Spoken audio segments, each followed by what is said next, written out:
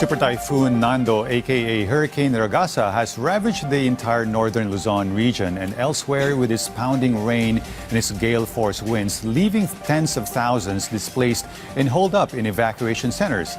The powerful typhoon has also spoiled the planned itineraries and schedules of thousands of air travelers headed in and out of northern Luzon airports, with at least 27 canceled or suspended flight schedules, as we hear the details from our Rod Lagusad. The number of cancelled flights has risen to 27 due to the bad weather brought by Super Typhoon Nando. According to the Civil Aviation Authority of the Philippines, or CAAP, most of these flights were headed to northern destinations or returning to Manila. Among these are Philippine Airlines flights to Lawag, Basco, Clark, Cauayan, Tuguegarao, and Manila.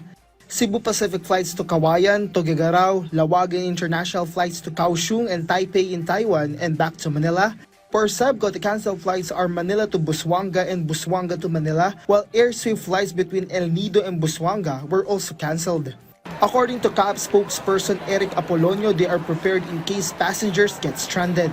Hindi natin ma-expect na talagang wala, no? But yesterday na abisuhan na yung mga pasahero ng mga respective airlines. Kung sakali man pong may mga stranded sa ating mga terminal, mayroon man ho tayong provision dyan at yung ating malasakit health desk tumutulong po, no, para alalayan, bigyan ng pagkain kung ano mang pangangailangan ng ating mga stranded na pasahero. He said passengers need to coordinate with their respective airlines while CAAP continues to issue updates. And even before the super typhoon made landfall, preventive maintenance procedures were already conducted in airports expected to be affected.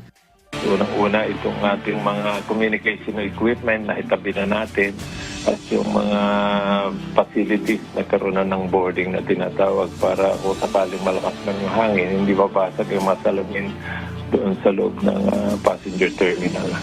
He said non-essential workers are not required to report on duty, while communication equipment personnel will remain on duty 24/7. Meanwhile, 2 transmission lines have been affected due to the impact of Super Typhoon Nando, according to the National Grid Corporation of the Philippines, or NGCP.